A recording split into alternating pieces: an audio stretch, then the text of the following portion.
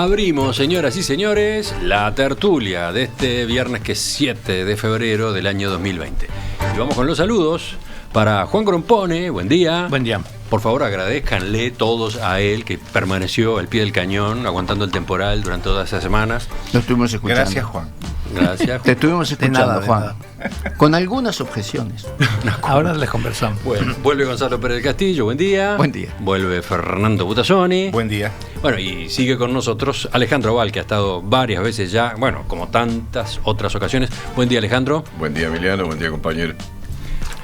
Primer tema, justamente un tema de Alejandro Aval. ¿Realmente existe un derecho de los padres a elegir la educación de sus hijos como está establecido en la Constitución de nuestro país? Esta discusión quedó planteada en los telegramas de la tertulia del viernes pasado, cuando Alejandro Aval y Álvaro Pérez comentaron ese debate que se está dando en España a partir del llamado PIN parental. ¿Qué es el PIN parental? Y bueno, una propuesta del partido ultraderechista Vox que les da derecho a los padres de vetar que sus hijos concurran a actividades educativas que tengan una carga ideológica o moral contraria a sus convicciones. ¿Cuál es entonces el ángulo que tú propones acá, Alejandro?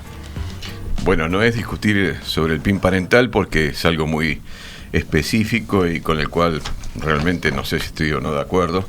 Habría que estar viviendo ahí en España para poder saber exactamente qué es lo que se ofrece y contra qué es que se está postulando por esos partidos, creo que no solo por el Partido Popular también. El Partido Popular también, sí. El más enfático quizás ha sido Vox, pero... Y lo planteó en Murcia, en Andalucía o sí, Valencia y no sé qué otros lados. Pero bueno, lo que nos dejó el otro día con la sangre en el ojo fue el pasar ese tema a un tema que tiene que ver con el Uruguay, ¿no, verdad? Y que tiene que ver con lo que podríamos llamar de una manera amplia una agenda de derechos. Y de una manera amplia, y que usando una terminología bastante común hoy día, con la cual se quiere hablar de reivindicar derechos que explícitamente están consagrados y otros implícitamente, y reivindicar que se garantice su efectividad. Y bueno, resulta que hay un artículo de la Constitución, que no en vano todos lo conocemos, pero bueno, lo leo la parte final. El 68, ¿no? Sí, 68, la parte final dice que todo padre o tutor tiene derecho a elegir para la enseñanza de sus hijos o pupilos los maestros o instituciones que desee. Acá se plantea por lo menos dos cosas. Primero, ¿está bien que la Constitución haya establecido eso o que se mantenga establecido eso? ¿No será, como dicen algunos y sostienen con fundamentos filosóficos o quizás políticos, que en realidad quien debe de decidir la institución donde se educan los niños es el Estado? Si fuera así, si realmente esa es la conclusión, tenemos que cambiar la Constitución, porque la Constitución no dice eso. La Constitución dice que son los padres los que eligen las instituciones donde deben ir los hijos. Ahora, el problema que hay es que si se mantiene esto, como personalmente sí, claro que creo que debe mantenerse, surge el problema de cómo se garantiza la efectividad de dicha disposición de la Constitución. Y no es una cosa menor, es algo que nos toca a todos, o bueno, casi todos los que hemos tenido o tenemos hijos en edad de ir a la escuela o al liceo. Tenemos por delante el artículo 68 que nos dice que podemos elegir a dónde enviarlo, pero ¿cuántos podemos elegirlo? ¿A qué te estás refiriendo? Por ejemplo, ¿a diferencias por el lado económico? Y por supuesto. Bueno, te podría decir hasta otras. Aún cuando se elija solo la enseñanza oficial, ni siquiera ahí podemos elegir, porque tengo inevitablemente que llevar, cosa que me sucedió, llevar a mi hijo a la escuela de mi domicilio y andar a pedirle que lo lleve a otro lado porque me gusta más como es la otra. Bueno, yo tuve suerte porque era la escuela San Martín del Prado, que es muy buena, la escuela pública, ¿no? Uh-huh. Pero bueno, pero hay otras que notoriamente no son tan buenas y sin embargo la gente tiene que llevarlo. Estás en Casaballe, hay que llevarlo a la escuela de Casaballe y punto. Digo, no por ponerlo como un ejemplo en especial, sino por decir que no es la San Martín que a mí me conformaba mucho, la Brasil que conforma los Depósitos. Entonces, si se quiere cumplir, ¿qué hay que hacer? Y bueno, lo primero que a uno se le ocurre es que hay que garantizarlo. ¿Y cómo se garantiza? Y lo más sencillo, lo que a uno inmediatamente le surge, es lo que hay en algunos países muy avanzados, como Suecia, o quizás Dinamarca, creo que es un poquito distinto, y algún otro país de Europa. Hay un FONASA de la educación. Si nosotros garantizamos acá el derecho de las personas, que no está consagrado explícitamente en la Constitución, de elegir la institución de salud a la cual queremos ir, ¿por qué no podemos hacer lo mismo con las instituciones de enseñanza para nuestros hijos, que la Constitución dice que podemos elegir, pero que no siempre lo podemos hacer? Miren qué pregunta, y entonces, provocativa y pico. Y claro, entonces uno dice, ¿por qué no el FONASA de la educación? Por supuesto que si hubiera que acordar que debe ser eso, hay que hacer un sistema de transición enormemente complejo que no me voy a poner a diseñar ahora, pero es muy bueno que discutamos a ver si el principio está bien. ¿Y qué dicen los demás? No se sorprendieron con el planteo, lo escucharon el viernes pasado y se los avisamos ayer. ¿Cómo les resulta esta inquietud de Alejandro? Vamos primero con Juan, que tuvo una semana para pensar. Bueno, yo quiero empezar con Varela y el siglo XIX. Es decir, que la escuela pública uruguaya es como todos sabemos desde la escuela, es obra de José Pedro Varela y de la reforma educativa. Y él fue el que creó la escuela laica, gratuita y obligatoria, ¿no? Pero, ¿qué país era el fines del siglo XIX? Es decir, en 1875, cuando más o menos salió la ley de educación, la ley de enseñanza. Era un país de migrantes. Y esto lo conozco bien de cerca. Es decir, mi abuelo y mi abuela eran inmigrantes italianos en el departamento de Salto. Entonces, ¿qué le pasaba a esos italianos del sur que ni siquiera, tal vez apenas hablaban el italiano, porque hablaban más bien en dialecto? ¿Qué le pasaba? Bueno, mis abuelos tuvieron 6, 7 hijos en el departamento de Salto a fines del siglo XIX. Es decir, la ley de educación de Varela era una bendición. Es decir, todos mis tíos, excepto la mayor de mis tías, fue a la escuela pública y se pudieron educar. Por eso 2 de ellos llegaron a ser profesionales, porque también a fines del siglo XIX no había ni siquiera liceos departamentales. Mi padre fue a un liceo privado, becado, porque no era la única manera de hacer. Es decir, que de los Imani, exactamente. Es decir, que en otras palabras, ese era el mundo para el cual fue creada la escuela laica, gratuita y obligatoria. Y lo que cabe decir, por empezar, es que el mundo actual es distinto, ¿no? Es decir, por lo menos es distinto. De modo que creo que tiene sentido pensar si todavía sigue siendo vigente esos criterios de la escuela pública laica, gratuita y obligatoria, ¿no? De modo que ese es el primer punto, ¿no? Es decir, le reconozco a Alejandro que es pertinente el problema, porque no estamos en el mismo país desde la reforma de Varela. Bueno, en segundo lugar, yo creo que no es el Estado el que debe elegir la educación, la orientación de la educación, ¿no? Es decir, parece difícil que diga eso yo, pero es así. Porque, ¿cuál es la propiedad fundamental que tiene que tener la educación? Es decir, que tiene que poder cambiar. La educación tiene que poder cambiar y tiene que poder adaptarse a los tiempos y a las nuevas metas que se fija un país. Pero lo que es muy grave es que esas metas las fija el Estado, es decir, que haya una sola meta. Es decir, en general, lo que muestra la experiencia es que los caminos buenos a lo largo de la historia se eligen porque hay diversidad de opciones y hay alguna que triunfa, ¿no? De modo que lo más importante es que para la orientación de la educación, que es un tema absolutamente esencial en los destinos de un país, es que haya varias orientaciones. Es decir, que me parece que la libertad de opciones es también pertinente, ¿no? Es también pertinente porque bien puede pasar que el Estado se embotelle en un camino y burocráticamente se siga por ahí y no se modifique nunca más, ¿no? De modo que desde ese punto de vista también es pertinente. Tercer punto de vista, es decir, el ejemplo sueco sin duda es bueno, ¿no? Es bueno, es ejemplarizante. Pero Suecia es un país bastante más rico que el Uruguay. Es decir, es un país un poco más grande que Uruguay, pero bastante más rico que Uruguay. Y el problema que yo veo en el tema de los vouchers, ¿no? El tema en ese caso sería la educación es libre, hay centros públicos y privados, todos cuestan, y entonces lo que hay es se reparte en la población según sus hijos un voucher, un cupón, un cheque para pagar la educación de los Una hijos. cápita de FONASA. Como Una decía cápita. Alejandro, un FONASA. Una cápita del Un FONASA. FONASA de la educación.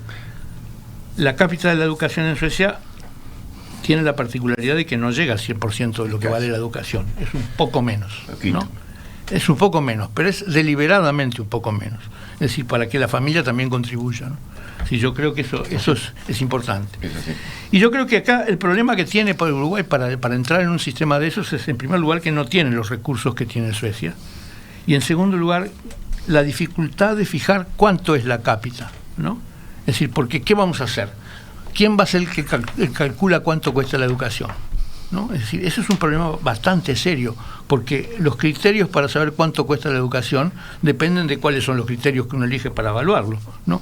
Y es bastante dificultoso eso. Por ejemplo, una escuela rural es bastante distinta de una escuela urbana.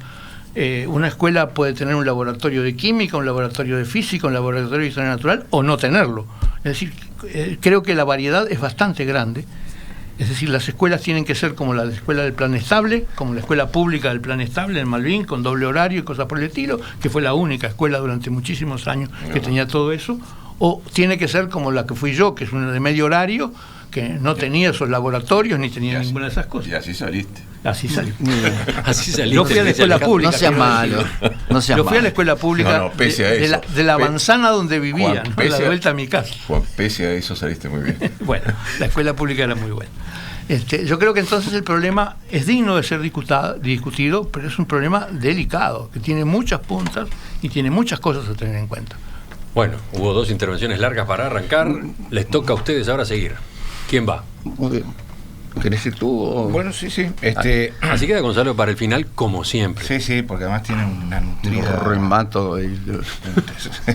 No, yo creo que acá hay dos problemas bien delimitados. Por un lado, el tema de la libertad. Y por otro lado, el tema de la, digamos, de la modificación de los núcleos familiares como centros de la educación de los hijos. Y creo que eso es un problema muy serio, no solo en el Uruguay, pero también en el Uruguay. Es decir, en las escuelas en las que fue Juan, o las que fui yo, supongo que la mayoría de la gente de nuestra edad, que eran escuelas públicas comunes y corrientes, partían de un presupuesto pedagógico y educativo en general, que era que el niño o la niña que iban a la escuela recibían en su hogar una parte importante de la educación, desde el punto de vista formal, desde el punto de vista de la colaboración para realizar sus deberes, desde el punto de vista del compromiso, etcétera, etcétera. Que se manifestaba, entre otras cosas, por ejemplo, la túnica. Todos nos acordamos de un alumno de la clase que iba con la túnica toda desarrapada todos los días. Pero en general, los alumnos, por lo menos en la escuela pública, tenían un cuidado en el aspecto que estaba vinculado justamente con eso, con las actividades escolares, por decirlo de alguna manera, o educativas, que no se realizaban dentro de la escuela, sino en la casa de los niños. Esto ha cambiado, y ha cambiado de manera dramática. Hoy los hogares, no en todos, se lleva adelante un proceso, digamos, educativo con los niños. No ya de enseñanza curricular, sino educativo, formal. Y eso yo creo que es un elemento que hay que tener en cuenta a la hora de diseñar cualquier modificación. Porque en realidad las escuelas de tiempo extendido, las escuelas de tiempo completo, las escuelas, digamos, que hacen una atención general del niño de 8 de la mañana a 4 de la tarde, son escuelas en las cuales van niños que eso no lo pueden tener en sus propias casas, porque los padres trabajan, porque son hogares monoparentales, por lo que sea. Entonces, a mí me parece que el problema fundamental de la educación en el Uruguay no está en la educación, sino que está en las casas de la gente y en las familias. Y el otro tema es el aspecto ideológico, digamos, de la enseñanza. Porque, ¿qué pasa? Vox es un partido de ultraderecha con fuertes reminiscencias franquistas, la patria, la religión, etcétera, etcétera. Pero también puede aparecer un partido anarquista, por ejemplo, que ponga el mismo propuesta de PIN parental, sino Si van a jurar la bandera, mi hijo no va porque yo no estoy de acuerdo con que jure la bandera. Por ejemplo. Por supuesto. O dice, no, educación sexual no, pero también puede decir, no, vacunas no. Entonces, la educación vinculada con la profilaxis sanitaria, yo no quiero que mi hijo la reciba porque yo soy de determinada corriente filosófica que también se ha planteado aquí y tuvo circunstancias escandalosas, por decirlo así.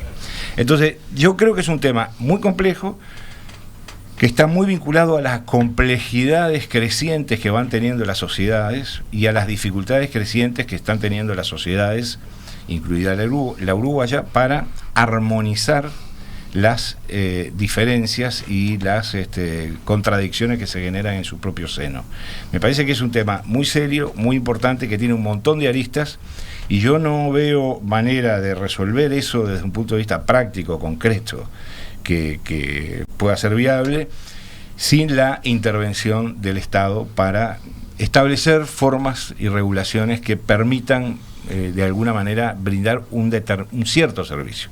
Que repito, si no está la familia, como sea que esté integrada la familia, sea monoparental, sea homosexual, sea como sea, si no está la familia que respalde el proceso educativo. Y ahora, Gonzalo, estoy mirando los mensajes de los oyentes, se engancharon, parece que el tema aprende. Ahora les cuento algunos de los que han llegado hasta ahora. Espera que hable yo y vas a ver. A mí me da la sensación que la preocupación tuya, Alejandro, va por el lado de lo laico y lo gratuito. Con respecto a lo gratuito, no es solo en Suecia. No solo en Suecia, lo que decís es cierto. Me decía mi hermana que estaba aquí que en Francia el Estado financia las escuelas, la mayor parte de las cuales son religiosas, son católicas. Sí, bueno, bueno, habla así, no te voy a cortar. Entonces, eso es una cosa. Así que el financiamiento y todo es un tema. El otro tema que me parece que te preocupa a ti es lo de la laicidad. Es decir, yo creo que el tema fundamental de tener una enseñanza laica es que no se permita endoctrinar a los niños con ninguna ideología. Lo que no quiere decir, y en esto yo creo que aquí es donde está el núcleo del problema, que se le tenga que prohibir o incluso impedir que los niños asistan o se informen de determinadas cosas. Por ejemplo, yo creo que en las escuelas se tiene que enseñar quién fue Jesucristo. ¿Por qué? Porque vivimos en una civilización que se divide entre antes y después de Cristo. Entonces, ¿cómo es que los niños no van a saber quién fue Jesucristo y qué fue lo que dijo fundamentalmente? Una cosa muy distinta es endoctrinarlos con la doctrina de la Iglesia Católica, que es una cosa totalmente distinta de lo que dijo Jesucristo. Y yo creo que lo mismo sirve para Mahoma, y para Buda, y para Confucio, así como se enseña sobre Aristóteles y Platón, y otros pensadores muy importantes de la historia que no generaron religiones. Entonces eso sí se enseña. Pero sobre los que sí generaron religiones no se enseña. Y entonces la gente tiene unos prejuicios terribles con respecto a Mahoma. Yo lo que he leído de Mahoma era un tipo muy racional. Muy racional. Totalmente. Mirá, acabo de descubrirlo. Sí, racionalidad de Mahoma. Lee a Mahoma. No, yo lo he leído. Y no es muy distinto de lo que decía Jesucristo. Bueno, en unas partes. ¿Puedo hacer dos comentarios no de Mahoma, sino de lo demás? ¿O todavía no terminaste?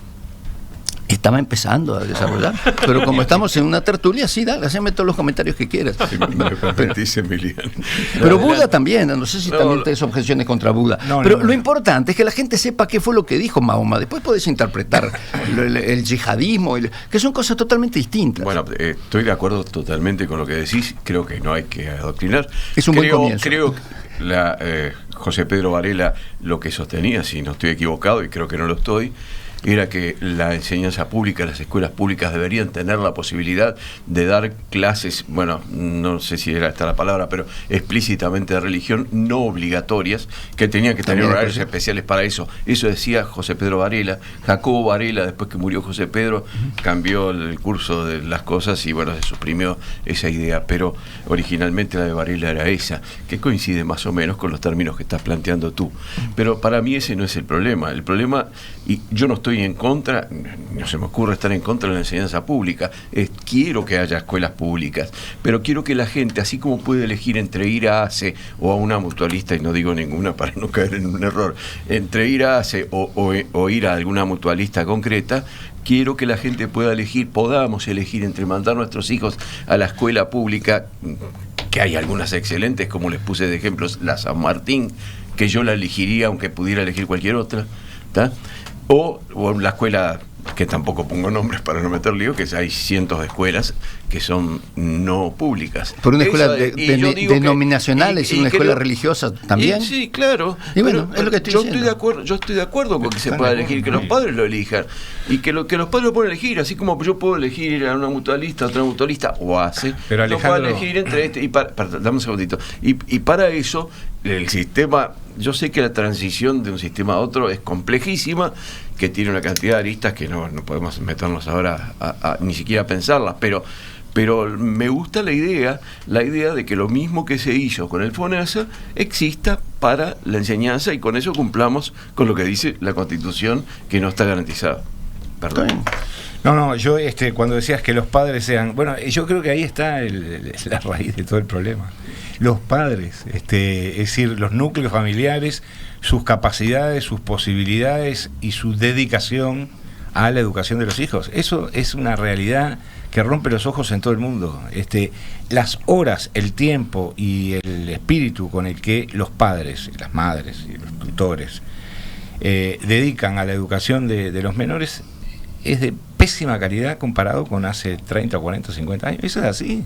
Entonces yo lo que creo que primero hay que asumir esa realidad, que es que amplios sectores de la población no tienen, por distintas razones, capacidades de prolongar el tiempo educativo de la escuela en sus propios hogares. A veces porque ni siquiera tienen... Pero eso ocurre para la privada y para la pública, para todas. Sí, no tanto, ¿no? En general yo creo que quien tiene dinero, estoy hablando de hoy en el Uruguay, ¿no? Sí. Para pagar un colegio, una escuela privada a su hijo, tiene una situación socioeconómica distinta de aquellos que lo mandan a la primera escuela que aparece.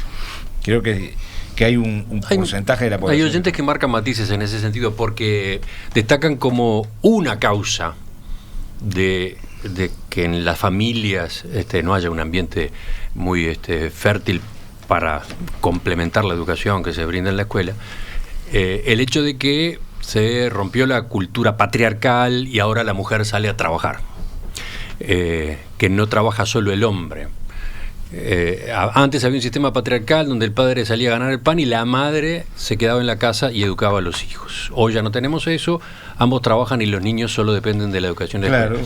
Y eso pasa no solo en hogares de menor recursos, pasa en clase media, pasa en otros sectores de la sociedad, ¿no? Claro, el tema es justamente como se dice, antes el padre salía a ganar el pan, ahora sale a ganar el pan, el iPhone, el cable, la TV cable y la tablet para que los niños se entretengan y no molesten. Bueno, y la mujer también, exacto.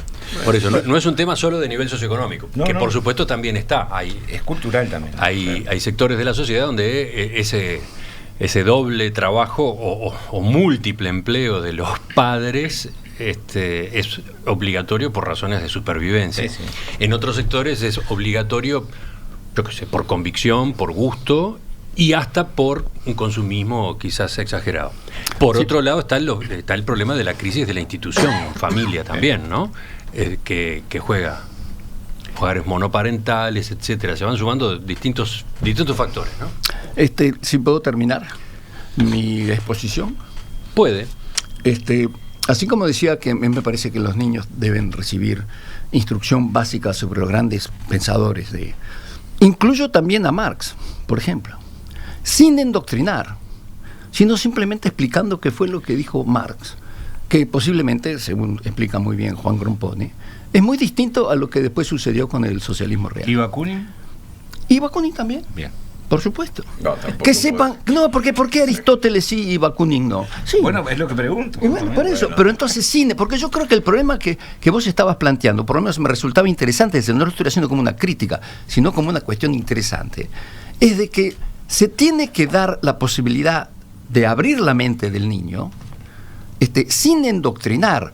Y a mí me parece que a la crítica que vos estás haciendo subyace que en el Estado uruguayo se ha instalado una suerte de adoctrinamiento que no es abrirle la cabeza al niño, sino meterle algunos prejuicios que son justamente los contrarios a lo que quiere la laicidad. Y eso pasa no solo en algunos aspectos que pueden ser considerados políticos, sino también con todo el tema de la sexualidad, la homosexualidad, la ideología de género, como se le llama, que no es la perspectiva de género, que se enseña mal o se le da una connotación que no debería ser, y que la gente interpreta, y yo creo que con cierta razón, como un endoctrinamiento. Y a mí me parece que eso hay que combatirlo. Y son dos cosas distintas. Una cosa es abrirle la mente a los estudiantes y otra es endoctrinarlos. Bueno. Y yo creo que la laicidad va en contra del endoctrinamiento. ¿Quién vuelve ahora, Juan? Sí, la libertad de conocer a los grandes pensadores está bien. Creo que no es obligación de la enseñanza primaria, sino más de la enseñanza media, más bien, ¿no? Sí, yo no hablé de la primaria. Pero creo que el problema está antes, ¿no? El problema está antes, que es qué tipo de educación tenemos. Es decir, en otras palabras, yo pienso, por ejemplo, la educación, por ejemplo, ¿es de simple horario como siempre fue en este país o de doble horario? ¿Va a tener sus laboratorios o no va a tener sus laboratorios, talleres, horarios y cosas por el estilo? Es decir, en otras palabras, me resulta fácil de entender que entre una escuela que tiene todo y una escuela que tiene muy poco, hay una relación 3-1 de lo que cuesta. Es decir, y creo que ese es un problema para el sistema de cupones, ¿no? Es decir, cómo se define cuál es el nivel verdadero que tiene que tener la escuela, que tiene que concurrir todos los estudiantes. Bueno, pero en todo caso, está bien, pero en todo caso, un nivel de cupones, aunque fuere bajo, sería mejor que un nivel de cupones cero. Es decir, si por lo menos te dan un cupón en el cual parcialmente cubrís el costo de lo que sería, parcialmente porque no sabemos cuál es, sí, pero porque es muy difícil establecerlo, pero parcialmente cubre el costo de la educación, te permitiría a ti elegir si lo vas a mandar a esta escuela, aquella otra, como dice la Constitución que tenés derecho a hacerlo. Bueno, la Constitución dice muchas cosas que no se cumplen, ¿no? Bueno, discúlpame, lo primero que dije es, podemos discutir, Fernando, si está bien que la Constitución lo diga o no. Claro. En primer lugar, yo creo que sí que está bien. Juan a continuación dijo más o menos lo mismo, pero de vuelta lo digo, si no estamos de acuerdo, bueno, pues propongamos cambiar la Constitución. Y en algo que además es muy claro, porque no dice, bueno, hay que amparar, no, dice, los padres tienen el derecho a elegir las instituciones en las cuales deben concurrir sus hijos, punto, lo dice así, no dice algo entreverado. Garanticemos eso o cambiémoslo. Y para garantizarlo, bueno, razonablemente garanticémoslo por lo menos. Esta idea no es una idea que se me ocurra así de golpe, ¿no? Es algo que viene hace mucho rato. Mirá que yo estoy de acuerdo con lo que tú estás diciendo. Y cuando mencioné eso mencioné solo un ejemplo. Es verdad, Gonzalo tiene razón. Hay muchísimos otros países, sobre todo Europa, en los cuales, y algún del otro lado, pero sobre todo Europa, en los cuales el mismo sistema al cual estamos, bueno, o que yo de alguna manera estoy apuntando, se aplica. Sí. Es lo que pasa que el ejemplo de Suecia suele ser el más conocido, y aunque no cubre totalmente el aporte para la escuela, como señaló Juan, cosa que es verdad, y lo hace por algún motivo muy especial, de todas maneras, que es para que la gente también se comprometa un poco a la enseñanza de sus hijos, de todas maneras es algo muy bueno que existe y que puede funcionar, y entre nosotros, pero claro que existe. ¿Y el FONASA qué? Sí, es exactamente eso. Ustedes dirán, pero muchos estudiantes de la enseñanza pública van a salir de la enseñanza pública y van a ir repartiéndose en distintas instituciones de enseñanza privada. Y no pasó eso con ACE. Pasó con ACE. ACE perdió, por suerte para ACE, perdió una enorme cantidad de personas que se asistían en ACE y pasaron al mutualismo, y eso estuvo bien. Ahora, yo comprendo que una transición de esta especie es muy difícil, porque primero habría mucha resistencia en ciertos gremios, sobre todo de la enseñanza, y además porque inevitablemente significaría prescindir de prescindir, por lo menos en la enseñanza pública, de mucho personal docente, porque claro, si va a haber menos estudiantes en la enseñanza pública, pues inevitablemente habría que prescindir de algunos. Bueno, pero pueden pasar a la enseñanza alternativa, digamos. Claro, yo no quiero hablar de transiciones, quiero hablar de las ideas grandes. Y como idea grande, para mí está bien, y lo del FONASA está muy bien, y bueno, por supuesto, con todas las distancias, es lo de Suecia, que siempre se ha dicho que es un ejemplo en este sentido en el mundo. Hay oyentes que plantean distintos ángulos del tema. Realmente está muy interesante la participación. Capaz que podemos recopilar esos mensajes para que ustedes después los reciban, como es costumbre. Como no es costumbre. Pero, por ejemplo, hay algunos que dicen, lo primero que tendríamos que definir es el concepto de familia, ¿no? Familia cambiado. Y eso a su vez lleva a leer el texto del artículo que Alejandro hoy ha traído, el 68 de la Constitución. Fíjate cómo está la redacción, ¿eh? Todo padre o tutor tiene derecho a elegir, etcétera, ¿no? ¿Qué quiere decir? Que la madre nada. ¿Qué quiere decir padre, no? El padre, según el idioma español, comprende los padres y las madres, ¿no? Sí. Bien, y en una familia donde ha habido de por medio un divorcio, ¿quién resuelve? Bueno, ese es otro problema, pero eso se plantea para cualquier cosa. Si tú querés viajar a Buenos Aires con tu hijo y estás divorciado, vas a tener que arreglar con tu madre o ir a un juez, inevitablemente, y eso, o la mujer quiere viajar con su hijo. Y bueno, yo no quiero plantear, todas esas son dificultades que naturalmente se plantean, eso no hay ninguna duda, pero además se plantea ahora. Porque si yo estoy divorciado y quiero mandar mi hijo a una escuela y la madre lo quiere mandar a otra, bueno, pues alguien lo va a tener que resolver. Eso puede terminar en un juez. Después dice, y estoy eligiendo casi que al azar, dice Alicia, fui cabeza de hogar monoparental, trabajé siempre y todos los días apoyé los deberes de mis hijos. Así que lo que hay en todo caso es más bien un asunto cultural, sin duda, en eso de que en la familia no se apoya. Claro. Por último, están aquellos oyentes, incluso docentes, que saltan ante expresiones de Gonzalo. Endoctrinar, dijiste más de una vez. Sí. ¿Y cómo se dice? Doctrinar. Hay oyentes heridos. Es exceso de cultura. Oyentes con orejas heridas que piden por favor que se corrija.